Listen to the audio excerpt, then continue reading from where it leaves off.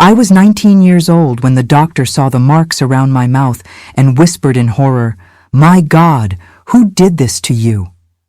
For nearly 2 decades, my grandfather kept me silent with threats that froze me with fear. The whole town thought I was mute from birth. The truth was far worse. Hi, my dear friends. What a joy to have you here with me again. Get comfortable, pour yourself a cup of coffee, because today's story is one of those you need to sit down and listen to carefully. My name is Elizabeth, but everyone calls me Beth. I'm 67 years old and blessed with a good life, and I live here in Port Haven, South Carolina. It's a small coastal town right on the water where the ocean meets the rivers. Today, I'm here in my kitchen, preparing a batch of cheese biscuits to sell at the Saturday Farmers Market. Just smell that delicious aroma of cheese baking, honey. This wood stove is a treasure I got from my neighbor, Mrs. Henderson, when she moved to the city. Every Saturday, I wake up early, light the fire, and spend the whole morning baking biscuits, cornbread, and butter cookies. It's my livelihood, you know. An honest income that helps me pay the bills and still have some left over to spoil my grandchildren. I started with these biscuits about 5 years ago when my pension started getting tight. At first it was just for the neighbors, but people liked them so much they started ordering. Today, I have regular customers at the market, thank God. I wake up at 4 in the morning every Saturday, prepare everything, and by 7 I'm already at the town square setting up my little stand. People already know me. Here comes Miss Beth with her biscuits. It's a joy, my dear. Being able to support my home with my own hands, without depending on anyone, after everything I've been through, that's priceless. Here in my kitchen is a sacred little corner. The walls are light blue that I painted myself last year. I have my containers of ingredients all organized on the shelf. Flour, cornmeal, grated cheese, everything in its place. The window stays open and that ocean breeze comes in and perfumes the whole house. Every now and then, the grandkids show up here asking to lick the mixing bowl. I pretend to scold them, but deep down I love this commotion of children in the house. And you, my dear friends who are watching me now, tell me here in the comments, what little town are you watching from? And at what time of day did you find this video? Early in the morning with breakfast, during lunch break, or already in the late afternoon, relaxing a bit? I always read every comment you leave, and it warms my heart to know there are people from so many different places listening to this grandma's stories. Tell me, will you? Let's create a chain of kindness. And if you're not subscribed to the channel yet, click that red button down there. Turn on the notification bell too, because there's a new story for you every week. You know, my dears, looking at this life of mine today, so peaceful and blessed, sometimes I even pinch myself to see if it's real. Because there was a time when I thought I would never know this peace. I was young, very young, when I lived through something that marked me in a way you can't even imagine. It was a situation that stole my voice in a way that even today, when I think about it, I feel a tightness in my chest. It wasn't a disability, my dear. It was fear. A fear so great that it made me swallow my words before they even left my mouth. Today, I tell this story because I know there might be someone out there on the other side of the screen going through something similar. Someone who is silent, not because they want to be, but because they're afraid. And I want that person to know we can get out of this darkness. I am living proof of that. But to get here, I need to go back to the beginning, to that Port Haven of the 1950s, when I was just a little girl with frightened eyes and a family that carried secrets too heavy for any child to bear. I was born in 1958, right here in Port Haven. My mother, Sarah, was a frail young woman with weak health who died of childbirth fever 6 months after I was born. My father, Robert, was a fisherman who worked at my paternal grandfather's seafood shop. He was a quiet man, of few words, who woke up before sunrise to go to sea. They say he never recovered from my mother's death. 2 years after she passed, my father drowned in a storm at sea. I was only 2.5 years old. I have no memory of him, only the stories they told me. That's how I ended up in my grandfather Frank's hands. He was a widower too. My grandmother Margaret had died of cancer years before. My grandfather was in his mid-50s when he took over raising me. He was a big man, with broad shoulders, huge calloused hands from pulling nets. He owned St. Peter's Seafood, the most famous in Port Haven. It was right on the dock, an old wooden building painted blue and white with a big sign everyone knew. I grew up with the smell of fish, salt, and sea. We lived in the back of the seafood shop in a simple 2-story building. Downstairs was the business, refrigerated counters full of fresh catch, styrofoam boxes, ice everywhere. Upstairs were 3 small bedrooms, a little living room, and a cramped kitchen. My room was the smallest, just fit a twin bed and an old dresser. The window faced the river, and at night I slept listening to the sound of water hitting the rocks. My grandfather was known throughout town. Mr. Frank from the seafood shop, people called him. He had a reputation as an honest, hard worker, even religious. Every Sunday he went to the 7 o'clock service, always sat in the same pew, on the left side. After service, he'd stand at the church door chatting with people, laughing, making jokes. He had that good man demeanor that everyone respected. The town ladies would say, "Poor Mr. Frank, widowed and still had to raise his granddaughter alone. What a man of character." But inside that house, away from the town's eyes, my grandfather was different. Not that he beat me much when I was a small child. It wasn't that. It was something else. It was a way of looking, a way of speaking softly, very close to my ear, with that thick voice that made me freeze inside.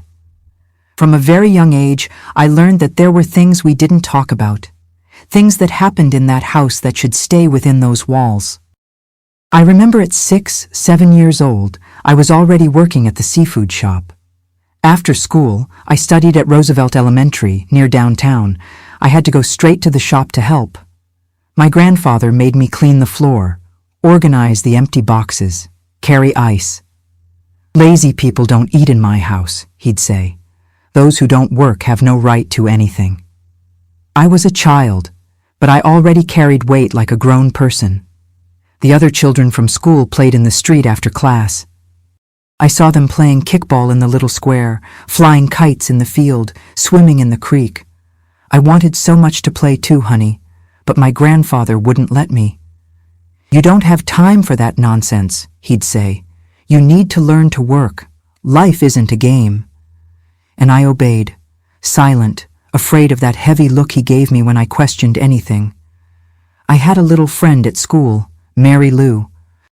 She lived in a yellow house near the church, had a big family. There were 8 siblings, all crammed into that little house, but they lived laughing, making noise. Her mother, Mrs. Thompson, made sweets, fudge, and peanut brittle to sell at the market. I loved when Mary Lou invited me to her house. There it was joy, it was children's noise, it was delicious food on the table. But my grandfather almost never let me go. "You're not going to be wandering around out there," he'd say. "A child's place is at home, helping their grandfather." There was one time, I must have been about 8 years old, when I went to Mary Lou's house without asking permission. We were playing with dolls in her backyard when suddenly I looked at the gate and saw my grandfather standing there, staring at me. My blood ran cold. He didn't say anything in front of Mary Lou's family. He just made a sign with his head for me to leave. I said goodbye quickly and followed him. The way back home was in silence. When we arrived, he locked the shop door from the inside, took me upstairs, and whispered very softly in my ear, "Disobedient children learn the hard way, Elizabeth. Family secrets don't leave here. Loose lips sink ships." And he gave me a pinch on the arm that left a purple mark for days. I was so afraid of him, my dears. So afraid I can't even explain. It wasn't just fear of being hit. It was fear of something worse, something I couldn't define, but that was always there, like a shadow. He controlled everything, who I talked to, where I went, what I ate. If I cried, he'd say, "Stop that crying. Crybabies are good for nothing in this life." If I complained about being tired, he'd respond, Tiredness is for the weak. You're going to have to endure worse things. At school, the teachers sometimes asked if everything was okay at home. I always said yes, with a forced little smile. How was I going to tell? Tell what? That my grandfather scared me? That he made me work like an adult? That he said those strange things about keeping secrets? I had no words for that. And even if I did, fear silenced me. At 10 years old, I started noticing strange things at the seafood shop. There was a basement under the establishment that my grandfather always kept locked. "It's storage," he'd say. "Children don't go in there." But I heard noises at night, noises of heavy things being dragged, noises of machinery running, and every once in a while, a different smell came from there. It wasn't the smell of fish, it was something else. Something I couldn't identify, but that made my stomach turn. My grandfather had many friends. Strange men who arrived at dawn, entered through the back door, went down to the basement. They stayed there for hours. When they left, my grandfather gave me that look that meant, "You didn't see anything, you didn't hear anything, and you're not going to say anything." And I pretended I really hadn't seen anything, pretended I didn't exist, that I was invisible. I grew up like this, my dears, between fear and silence. A girl who learned too early that life could be hard, that words could be dangerous, and that obeying was the only way to survive. When I turned 12 and entered adolescence, I was no longer a child like the others. I was a girl old inside, tired, frightened, always looking around, afraid of saying too much or doing something wrong. And things, my dear ones, would only get worse from there. When I entered adolescence, things changed in a way I didn't expect. My grandfather became even more controlling, even more demanding. At 13, 14 years old, I worked at the seafood shop from sunrise to sunset. I woke up at 4 in the morning to help prepare the fresh fish that arrived from the boats. My fingers were always cut from the scales, bruised from carrying so many ice boxes. Girls my age were starting to dress up, to date, to dream about dances and pretty dresses. All I knew was the smell of fish and the exhaustion in my bones. At school, I was quiet. Too quiet. The teachers thought I was shy, but it wasn't just shyness, my dears. It was real fear. Fear of talking too much, of accidentally telling something I shouldn't. I had learned the lesson of keeping secrets so well that I became a shadow. I passed through the hallways almost invisible, didn't participate in group work, didn't go to little parties. When there were parent meetings, my grandfather went and put on a whole show of being a dedicated grandfather. "Elizabeth is shy, but she's a good girl, obedient," he'd tell the teachers, and they believed him, poor things. At 16, I dropped out of school. My grandfather said I didn't need to study anymore, that women only needed to know how to count and read recipes. "You're going to work at the seafood shop anyway. Why waste time at school?" And I didn't have the courage to contradict him. Part of me was even relieved not to have to pretend normalcy in front of my classmates anymore. It was around this time, at 16, 17 years old, that I started noticing more things.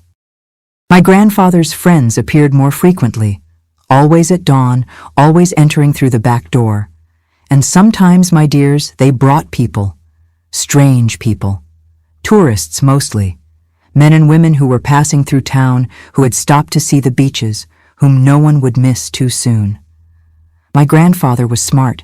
He chose well, people traveling alone, people whose car had broken down on the highway.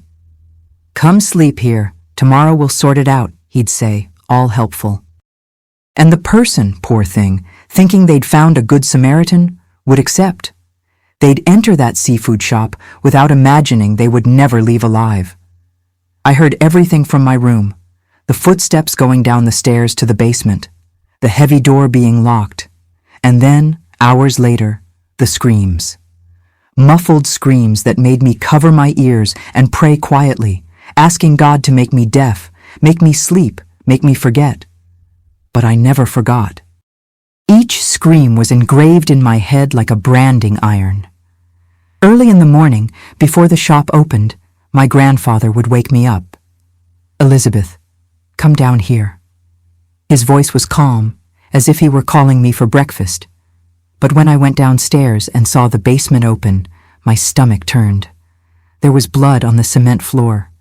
There were pieces, things I didn't want to identify. And he'd give me a bucket with bleach, a broom, and say, "Clean everything, and don't leave any trace." The first time he made me clean, I had just turned 18. It was March 1976. I went down those stairs trembling, and when I saw what was there, I vomited. I vomited until there was nothing left in my stomach. My grandfather stood there watching me, arms crossed, waiting for me to finish. When I stopped vomiting, he said in that low, cold voice, "Now clean your vomit too, and learn to hold it better next time." I cleaned. I cleaned crying, shaking, disgusted with myself. But I cleaned. Because I knew that if I refused, if I tried to run, I would be next. I was sure of that. My grandfather never said it directly, but his look said everything. "You're an accomplice now, Elizabeth. If I go down, we go down together." There was one night, a few months after that first time, when I was in my room trying to sleep, when I heard the door creaking. It was my grandfather. He came in, sat on the edge of my bed, and just stared at me in the dark. I pretended to be asleep, but he knew I was awake. "Elizabeth," he whispered, "have you been thinking about telling anyone anything?" My heart almost jumped out of my mouth. I shook my head desperately. "No, Grandpa, no, I swear." He turned on the lamplight. In his hand was a box, the tackle box. He opened it slowly, and inside were fishing hooks, sinkers, and those spools of transparent nylon fishing line, thick, resistant. He picked up a piece of line and stretched it between his fingers. Made that little sound of line being tested. "You know what happens to fish that open their mouths too much, Elizabeth?" he asked, running the line between his fingers. "Fish that open their mouths die on the hook. Loose lips sink ships, and a sewn mouth doesn't spill any secrets." He grabbed a thick needle, the kind used for making nets, and threaded the line through the hole. He came close to me, grabbed my chin hard. I was paralyzed with terror. He brought the needle close to my lips, just touching, not piercing, but close enough for me to feel the cold tip. "If I find out you've opened your mouth, Elizabeth, I'm going to sew that mouth of yours, very slowly, stitch by stitch, just like we fix torn fishing nets. You'll become truly mute. Understand?" I couldn't speak. I could only tremble and cry silently. He let go of my face and put the needle back in the box. "Good. I see we understand each other." And he left the room, leaving the door open and the light on. From that day on, I was never the same. Something died inside me. I started talking less and less. With the shop customers, I would just nod my head. With the neighbors, I would look away. On the street, I walked with my head down, as if carrying the weight of a terrible secret bent my spine. The town started talking. "Frank's granddaughter Elizabeth is getting strange, isn't she? Poor thing. I think she has some problem in her head. They say she's a bit spacey, hardly talks at all." And my grandfather, clever as always, started using this in his favor. He spread to everyone that I had been born with a little speech problem, that I was very shy, almost mute. And people believed it. After all, why would a grandfather lie about his own granddaughter? I became Old Frank's mute granddaughter. That's what they called me, some with pity, others with curiosity, but all with that certainty that I was disabled in some way. And I let them think that.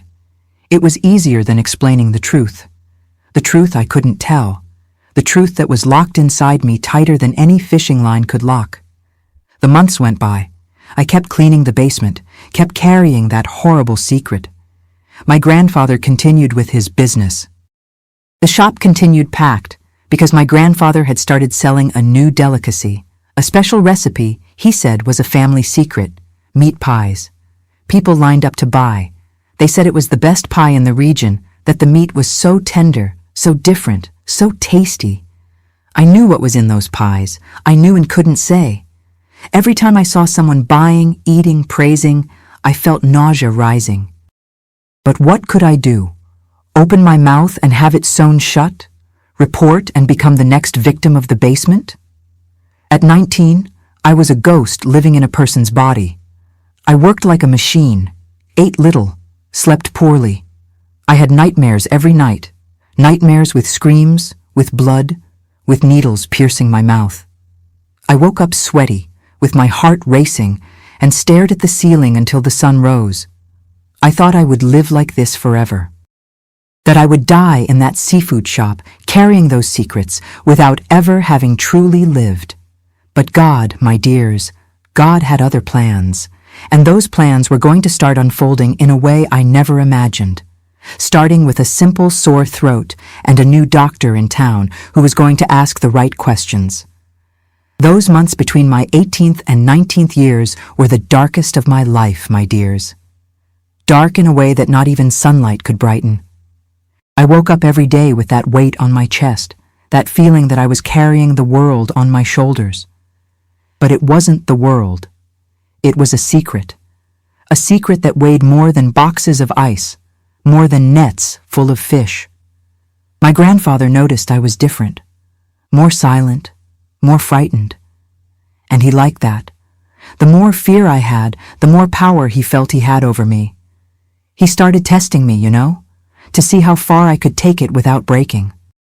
There was a Saturday afternoon. It was market day in the square. The seafood shop was full of people buying for Sunday lunch. My grandfather was at the counter, smiling, making his pitch. "Take the special meat pie, Mrs. Johnson. You'll see how the whole family will ask for seconds." And people bought, excited. The line never ended. I was in the back of the store, packing purchases, when an elderly lady, Mrs. Patterson, pulled me by the arm. She had that worried grandma way, kind eyes, smell of lavender. "Beth, dear," she whispered, "are you okay? You're so thin, so pale. Is your grandfather taking proper care of you?" I felt a lump in my throat. For the first time in months, someone had asked if I was okay. Someone had really looked at me, had seen beyond the mute girl. For a second, just 1 second, I thought about speaking. I thought about whispering, "Help me. Get me out of here." But when I opened my mouth, the words didn't come out. I looked over Mrs. Patterson's shoulder and saw my grandfather staring at me. He had stopped serving, was standing there, arms crossed, looking at me with that look. That look that said, "Be careful what you're going to say." I lowered my head and just nodded, yes, that everything was fine. Mrs. Patterson sighed, squeezed my hand affectionately, and left. And I stood there, wanting to scream, but unable to make a peep. That night, after the shop closed, my grandfather came up to my room. I was lying down, trying to sleep. He sat on the edge of the bed and was silent for a while. Then he spoke in that low voice that gave me chills all over. "You thought about saying something to Mrs. Patterson today, didn't you?" I froze. How did he know? "I saw it in your eye, Elizabeth. I saw you thinking. I saw you almost opening your mouth." He ran his hand through my hair, in a gesture that should have been affectionate, but gave me chills.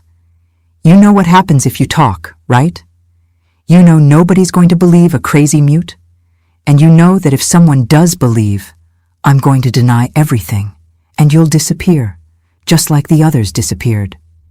He got up, went to the dresser, opened the drawer, and took out the tackle box. When had he put that box in my room? He opened it, grabbed the nylon line, and left it on my headboard. "Just so you remember," he said, and left. I spent the night awake, staring at that line. It shone in the faint light coming through the window, and I swore I heard it snapping, as if it were being pulled, as if it were about to lasso my mouth shut. The days got worse and worse. My grandfather started bringing more visitors. Almost every week there was someone new. And every time, early in the morning, he'd wake me up. "Elizabeth, come down." And I'd go down to that hell, to that basement that smelled of bleach and something else I didn't want to identify. I stopped eating properly. Food wouldn't go down. It got stuck in my throat, as if my body was rejecting everything. I lost so much weight that my clothes became loose. People commented, "Is Elizabeth sick?" Poor thing, must be depression. A young woman can't be like this, so faded. But nobody did anything. Nobody went beyond comments. And my grandfather continued with that perfect facade of caring grandfather. "She's sensitive," he'd say. "She has nervous breakdowns. Women's things. You know how it is." There was one night, it was almost dawn, when I woke up to noise. I slowly went down the stairs and saw my grandfather talking with two men at the back door. They were bringing someone, a young man, appearing to be in his early 20s, stumbling, looking drugged or very drunk. My grandfather looked up and saw me on the stairs. "Elizabeth, go back to your room. This isn't your business." But I had already seen that young man's face. It was Tommy Wilson, son of the grocery store owner on the corner. He had traveled to Atlanta a few days ago and was coming back by car. I had heard his mother, Mrs. Wilson, commenting that he was arriving that week. My heart raced. This was different. It wasn't an unknown tourist. It was someone from town, someone who had family here, someone they would look for. I ran back to my room, locked the door, and stayed there, shaking, hearing the footsteps going down to the basement. I knew what was going to happen, and this time, I knew it wouldn't be easy to hide. Mrs. Wilson would look for her son. The police would investigate. They would ask questions. And early in the morning, when my grandfather woke me up as always, "Elizabeth, come down." I went down with shaky legs. The basement was worse than ever. There was much more evidence. I cleaned crying so much that tears fell on the floor and mixed with the bleach. When I finished and went up, my grandfather was making coffee, calm, as if nothing had happened. "Good work," he said, passing me a cup. "You're getting good at this, fast and efficient." I took the cup with trembling hands. How could he be so cold, so calm? How did he sleep at night? "Beth," he said, looking at me over his cup. "Today Mrs. Wilson is going to come here looking for her son. She's going to ask if we saw him. What are you going to do?" I didn't answer, just looked at him. "You're going to shake your head no, that you didn't see anything, and you're going to lower those eyes like you always do, and nobody's going to suspect anything, because you're the mute girl." The poor thing, and poor things don't hurt anyone. And that's exactly what happened. Mrs. Wilson showed up in the afternoon, desperate, asking if anyone had seen Tommy. My grandfather made that worried face. "What a terrible thing, Mrs. Wilson. No, I didn't see him. Beth, did you see?" And I shook my head no, with my eyes on the floor, like he had told me to. Mrs. Wilson left the shop devastated, and I stood there carrying another weight, another guilt, another secret that was killing me inside. That night, I had the worst nightmare of my life. I dreamed that my mouth was being sewn, stitch by stitch, with fishing line. I tried to scream, but no sound came out. I tried to tear out the line, but it was too tight. And when I woke up, with my heart almost jumping out of my chest, I brought my hand to my mouth to make sure it was just a dream. But the feeling continued there. The feeling of being gagged, suffocated, trapped. I didn't know how much longer I could take it. I felt I was at my limit, that something inside me was about to explode or die for good. And that's when, a few days later, I started having a high fever and a sore throat that wouldn't go away. My grandfather, afraid of losing his helper, decided to take me to the health clinic. And it was this decision, my dears, that changed everything. Because at that clinic, there was a new doctor.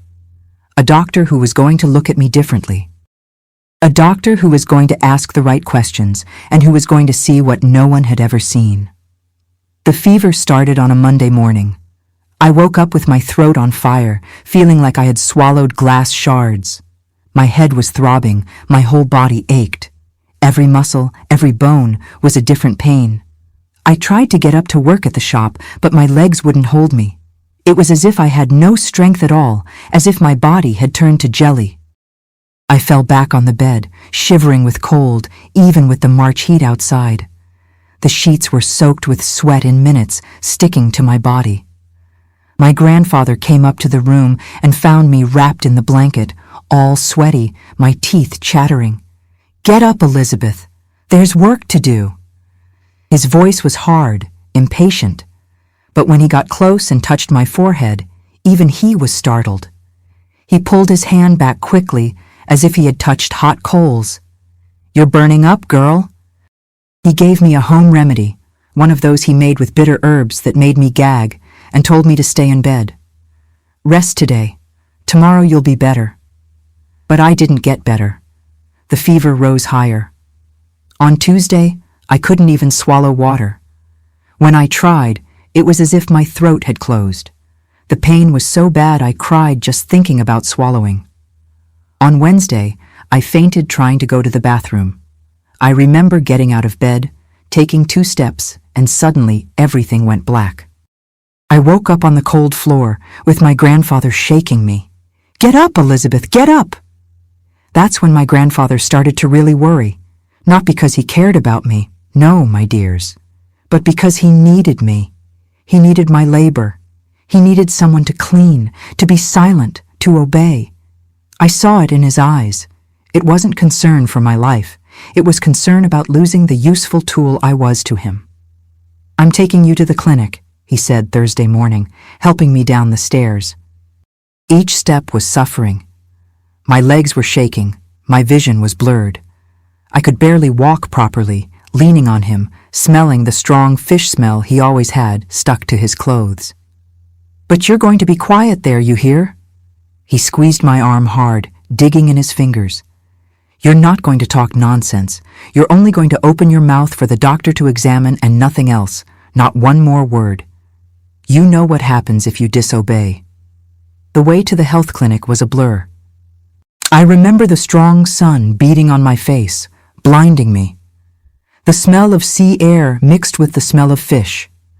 The sound of people on the street, talking, laughing, living their normal lives while I was dying inside. Dying of fever and dying of fear. When we arrived, the waiting room was full. There were mothers with children in their laps, elderly people waiting for appointments, people coughing, people talking. Life happening there, so normal, so different from the hell I lived in. My grandfather sat me in a hard plastic chair and went to talk to the receptionist. I stayed there, staring at the white and green tile floor, feeling the fever consume me. My head was so heavy I could barely keep it up. Around me, people talked, complained about the wait, flipped through old magazines with torn covers. I heard voices, but everything seemed very far away, as if I were underwater, slowly drowning. A small child came up to me, must have been about 3 years old, holding a rag doll. She looked at me with those curious child eyes and asked, "Is the lady sick?" I tried to smile, but couldn't. Her mother came running, took the girl by the hand. "Leave the lady alone. Come here," and looked at me with pity. That look of poor thing, so young and so sick. If she only knew. If anyone there knew what I carried, it wouldn't be pity they'd feel. It would be horror. "Elizabeth Miller?" A gray-haired nurse called my name, reading from a clipboard. My grandfather lifted me by the arm, almost dragging me. My feet barely touched the floor properly. He led me down the narrow hallway, smelling of disinfectant and alcohol, to a small room in the back. It was a small office with an examination table against the wall, covered with white paper, a wooden desk full of papers and forms, and a white cabinet with glass where you could see the shiny medicines and medical instruments. The doctor was young, very young. Must have been about 30 at most. Black wavy hair, thin-framed glasses, impeccable white coat with a badge pinned to the pocket. He had a kind face, attentive brown eyes. He stood up when we entered and extended his hand. "Good afternoon. I'm Dr. Harrison. I arrived in town 2 weeks ago. His voice was calm, pleasant. My grandfather shook his hand with that fake smile I knew so well, the smile he used to fool everyone. Mr. Frank from the seafood shop, pleasure. This here is my granddaughter, Elizabeth. She's had a fever that won't go away for 4 days and a very inflamed throat. She can't even swallow water properly. Dr. Harrison looked at me carefully. There was something in his look, a genuine kindness I wasn't used to seeing. It wasn't pity, it was respect, it was humanity. Good afternoon, Elizabeth. I'm sorry you're feeling so bad. Can you sit here on the table, please? I sat down, trembling. The paper on the table made noise, crinkling under me. My grandfather stood to the side, arms crossed, that intimidating presence that made me want to disappear. The doctor began the examination. He washed his hands in the corner sink, dried them, put a thermometer under my arm. 102.5 degrees, he said, frowning. Very high fever. He took my blood pressure with that squeezing cuff, listened to my heart with the cold stethoscope, felt my neck looking for swollen lymph nodes. His fingers were careful, gentle. The lymph nodes are quite swollen. The throat is indeed very inflamed, he said, looking with a pen light. I'm going to need to examine it more closely, see if there's any obstruction or more serious infection. He turned to my grandfather. Mr. Frank, per clinic protocol, I need to ask you to wait outside. It's standard procedure when I examine female patients, especially when a more detailed examination is needed. My grandfather hesitated. I saw his jaw tighten, his eyes narrow. But she's my granddaughter. I'm responsible for her. And she doesn't speak well, doctor. She's a bit troubled in the head, you know how it is. I need to stay to explain things. I understand, sir, but it's clinic protocol. Don't worry, it won't take long. It's just a few minutes. Dr. Harrison kept his tone firm, polite but firm. It wasn't aggressive, but he wasn't going to give in either. My grandfather gave me that look that said, be careful. Very careful what you're going to do in here. Remember the line. Remember what I promised. But he had no choice without seeming too suspicious. He left, but before closing the door, he stopped and looked back one more time, staring at me. The door closed with a dull thud that echoed in the small office. When we were alone, the silence became heavy. Dr. Harrison pulled up the rolling chair and sat in front of me, at my eye level. Elizabeth, he said quietly, in a soft voice that made me want to cry. I've noticed some things since you came in here. I noticed how you shrink when your grandfather speaks. I noticed how you don't look anyone in the eye. I noticed how your shoulders tense when he approaches. And I noticed you haven't said a single word since you came in here. He paused, studying my face. Can you speak? Is there any physical problem, or is there another reason? I felt tears starting to fall. They weren't tears from the fever. They were tears stored up for years. Years of forced silence. I wanted to speak. God, how I wanted to speak. I wanted to scream. I wanted to tell everything. But the words were trapped by years of fear, of threats, of terror. My mouth opened, but no sound came out. Just a broken, painful sigh.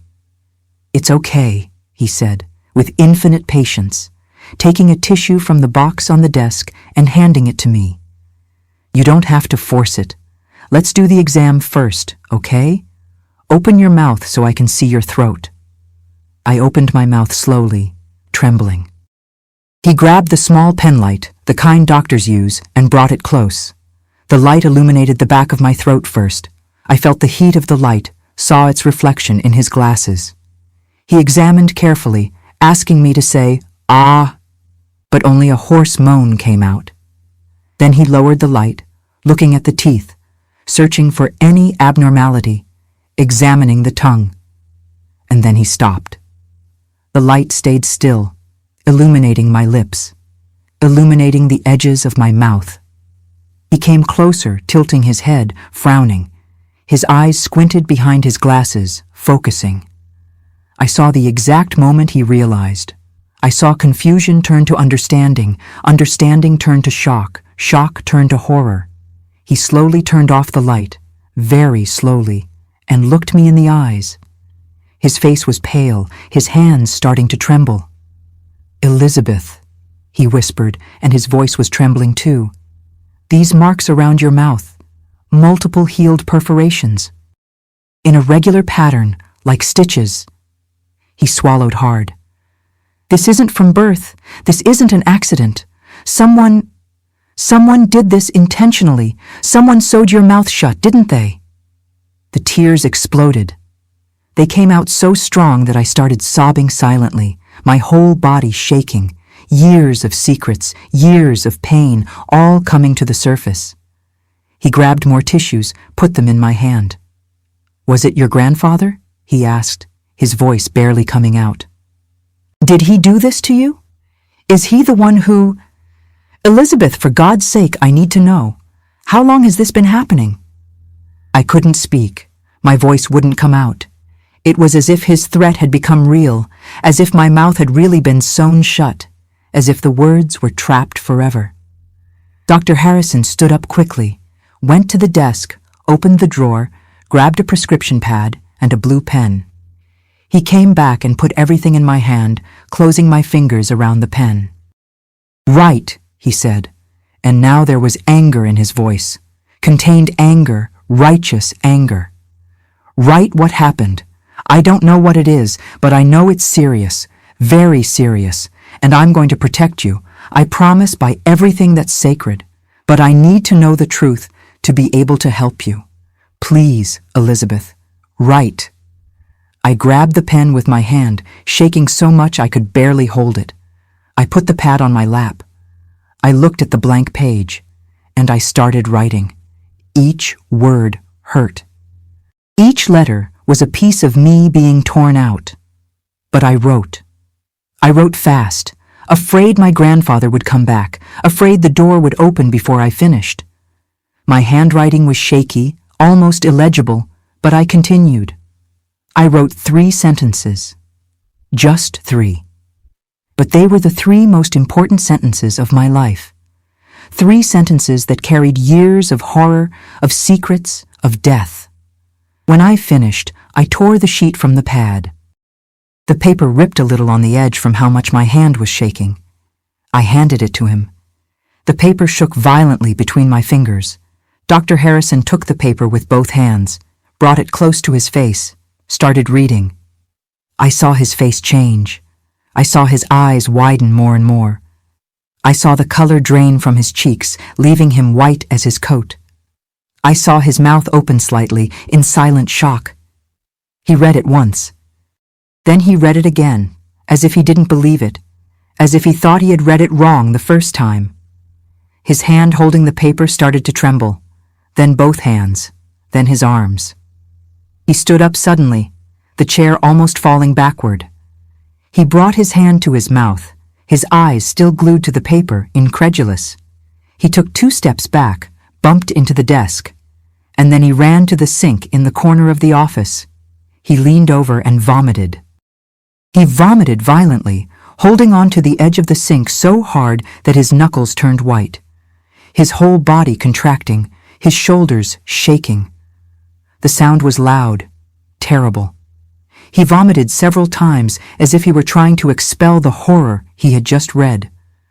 I stayed there, sitting on the table, the paper on the table crinkling under me, hearing him vomit and knowing there was no going back. The secret was out. After years trapped inside me, suffocating, killing, it had finally come out. And now someone else knew. Someone else carried the weight. But at the same time, I felt such great relief that I almost fainted again. I was no longer alone. When Dr. Harrison stopped vomiting, he stood there, leaning on the sink, breathing heavily. Then he turned on the faucet hard, washed his face several times, throwing water, scrubbing. He grabbed paper towels, dried his mouth, dried his face. His hands were still shaking uncontrollably. He threw the paper towel in the trash, took 3 deep breaths, trying to compose himself. When he turned to me, his eyes were red. I don't know if from vomiting or if he had cried too. "Elizabeth," he said, his voice hoarse, different from before, "you're going to stay here. Don't leave this room for anything. Understand? For anything. I'm going to lock the door. Your grandfather won't come in here, not while I'm alive. I'm calling the police now. This ends today." He picked up the landline phone on the desk, dialed with his fingers still trembling. I heard him speak, fast, urgent, his voice still choked. "I need a squad car at the Central Health Clinic immediately. It's an emergency. No, I can't give details over the phone, but it's urgent, very urgent. It's a matter of life and death. Send the nearest car, for God's sake." When he hung up, I heard loud knocking on the door. It was my grandfather. His voice was different, irritated, suspicious. "What's taking so long in there? Open this door. I want to see my granddaughter now." Dr. Harrison went to the door but didn't open it. He stood there with his hand on the doorknob like a barrier. He spoke through the door, his jaw set. "Mr. Frank, we're still finishing the examination. There are some complications that need attention. You need to wait out there." "What complications? I want to see my granddaughter. Open this door now, or I'm going to complain to the director here." His voice was getting loud, dangerous. "Sir, you're going to have to wait. These are medical procedures that can't be interrupted. The nurse will call you when we're finished." I heard my grandfather cursing on the other side, banging on the door hard, the sound echoing through the office. The glass in the door shook, but Dr. Harrison didn't open it. He leaned against the door as if he were holding it with his own body and didn't move. Then he came back near me, pulled the chair again, sat down, and held my hands. His hands were cold, still trembling, but the grip was firm. "Elizabeth, look at me." I raised my eyes. "It's almost over. You were the bravest person I've ever met in my life. Braver than any adult, than any man. What you did here today, you just saved not only your life, but probably the lives of many other people. Hang on a little longer, just a little longer. The police are already coming, and I'm not going to let him get near you ever again. Never again. Are you hearing me?" And in that moment, my dears, even with fear, and I was still very afraid, my grandfather was out there, banging on the door, cursing, even shaking, even feeling like I was going to faint again. I felt something I hadn't felt in years. I felt hope, a small hope, fragile as a wounded bird, but alive, pulsing, breathing. For the first time in a very, very long time, I thought that maybe, just maybe, I could get out of this alive. That maybe I could have a real life, a life without fear, a life with a voice. The police car arrived in less than 10 minutes. I heard the siren approaching, the sound getting louder and louder until it stopped right at the clinic door.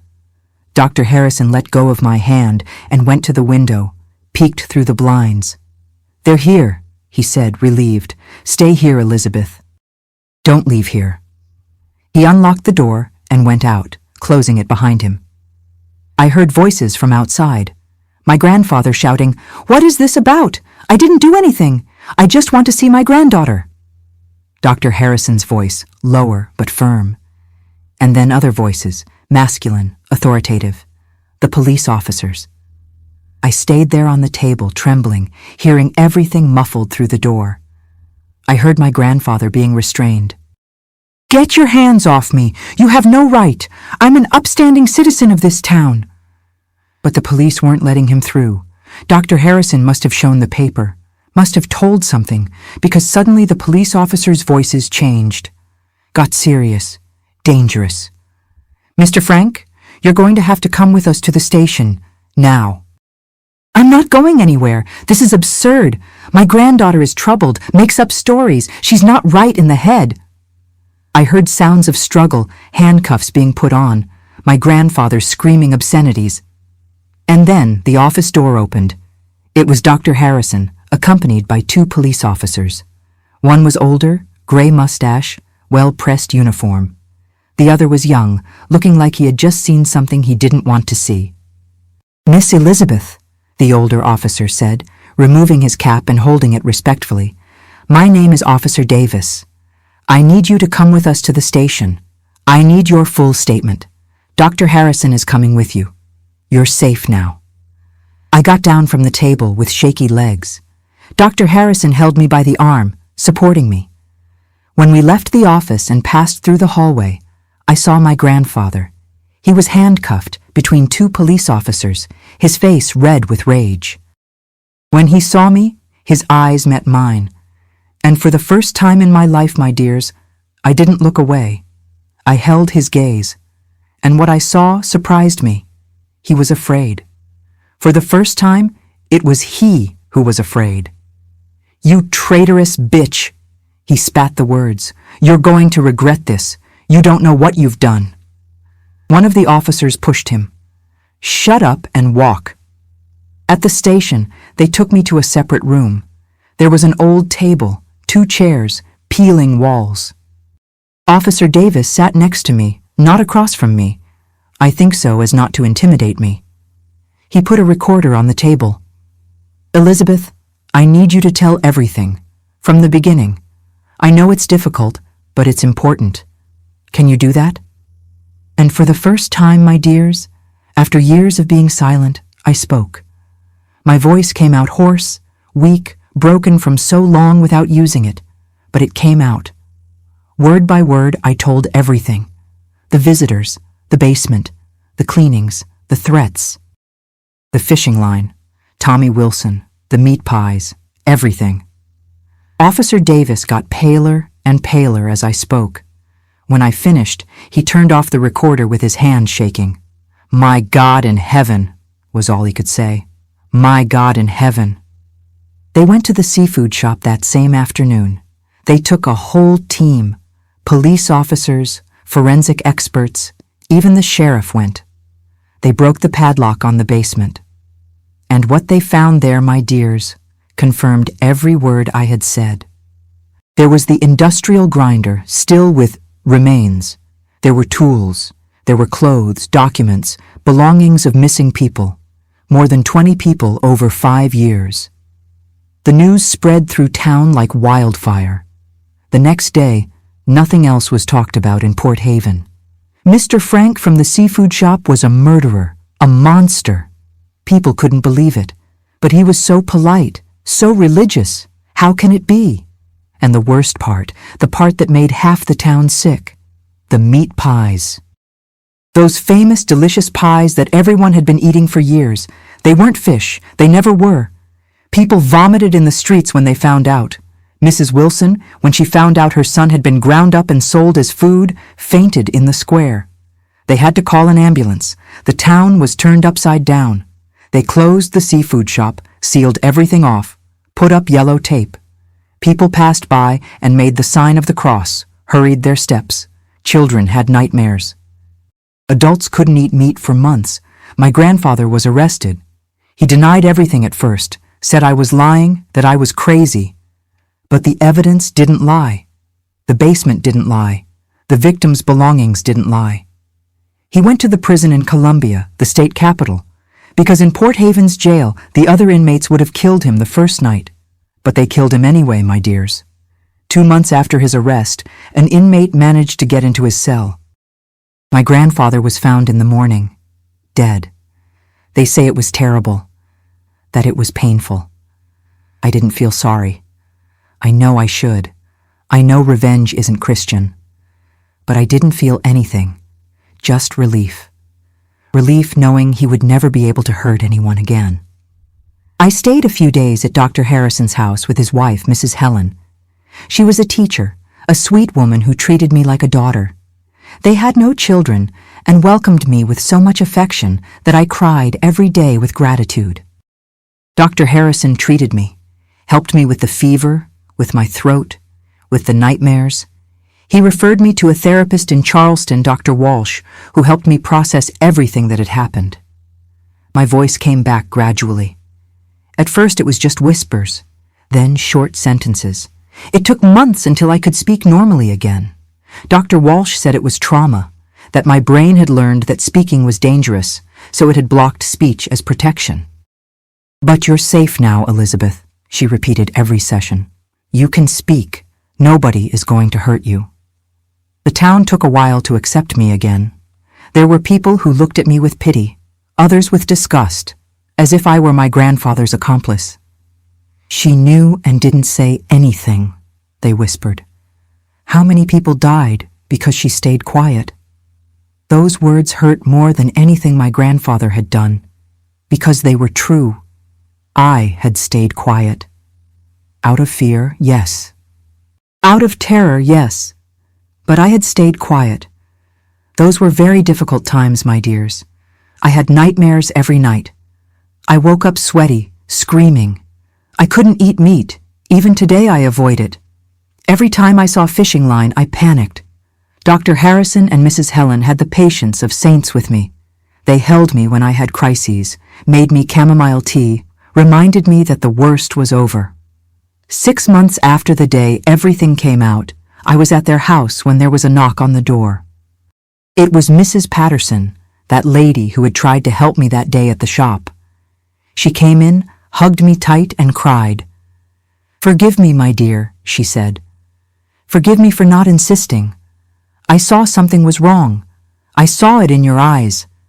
But I didn't do anything. Forgive me." "It wasn't your fault, ma'am," I said, and my voice was firmer now. It wasn't anyone's fault, except his. Over time, the townspeople forgave me. They understood. They saw that I was a victim too. The biggest victim of all, perhaps, because I had survived carrying that horror. And I survived, my dears. Against all odds, I survived. The mute girl found her voice again. And that voice, today, tells the story so no one forgets, so that no one else stays silent when they should scream. And here I am today, my dears, at 67 years old, still living here in Port Haven. Yes, I stayed. Many people thought I would leave after everything, that I would want to forget, start over somewhere else. But this is my land, and I wasn't going to let that man take this from me too. In the first years after his arrest, it was really difficult. I lived with Dr. Harrison and Mrs. Helen for a while, almost 3 years. They treated me like a daughter, helped me finish my education through a GED program, taught me that I had value, that I was more than what had happened to me. When I turned 22, in 1980, I got a job at a fabric store here in town. Mrs. Carter, the owner, gave me a chance when no one else would. I worked there for 15 years. It was at the store that I met James, my husband. He was a truck driver, would come pick up merchandise to take to other towns. A simple man, hard worker, of few words but with a huge heart. At first I was afraid to get involved with someone, you know? Afraid to tell my story and have him run away. But when I told him, he just hugged me and said, "The past is the past, Beth. What matters is who you are today." We got married in 1985, me at 27 years old.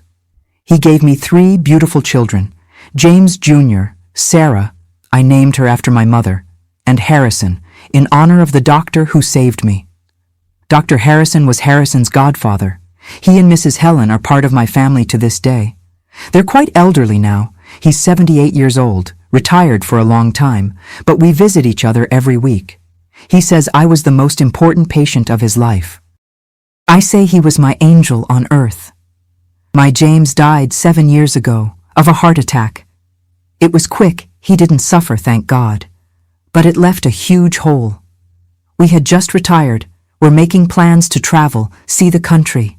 But God wanted it that way. He was a wonderful husband, always treated me with respect, with affection. He gave me a life I never thought I'd have. Today I live alone in that little house we bought in 1987 near St. Peter's Church.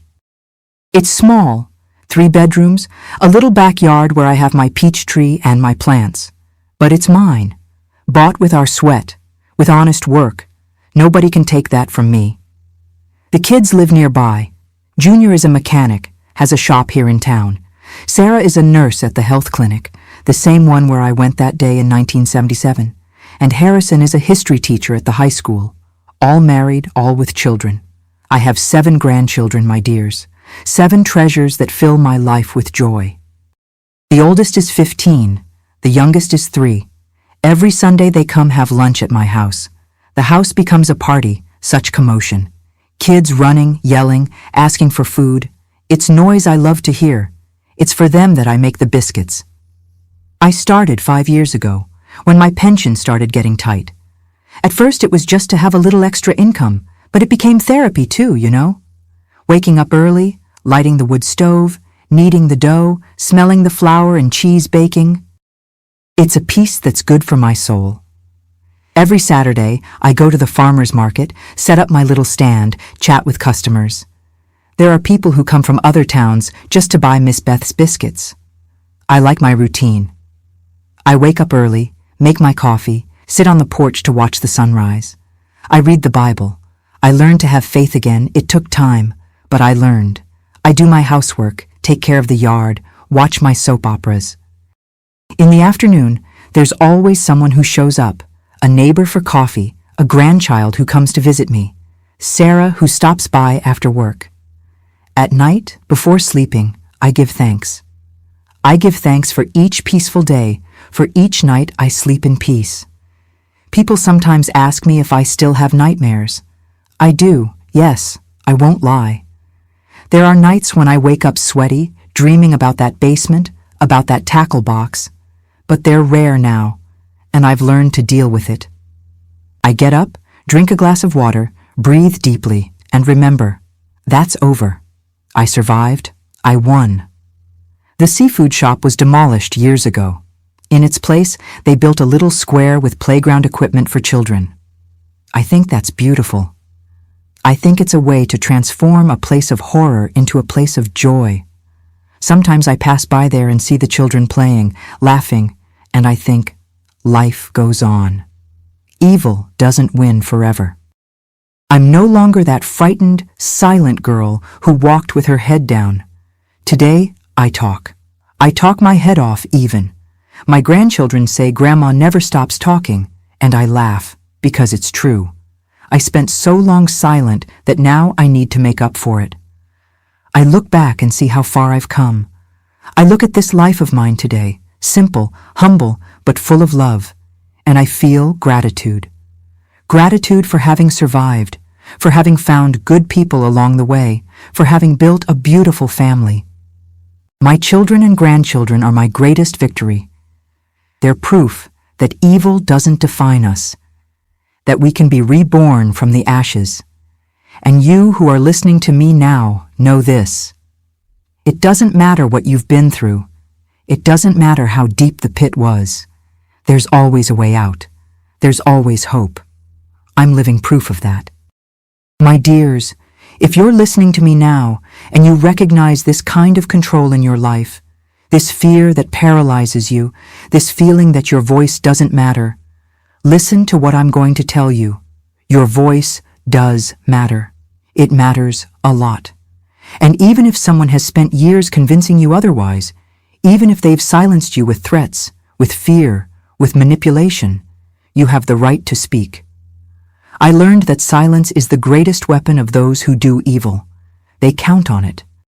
They count on you staying quiet, that you'll be too afraid to tell, that you'll think nobody will believe you.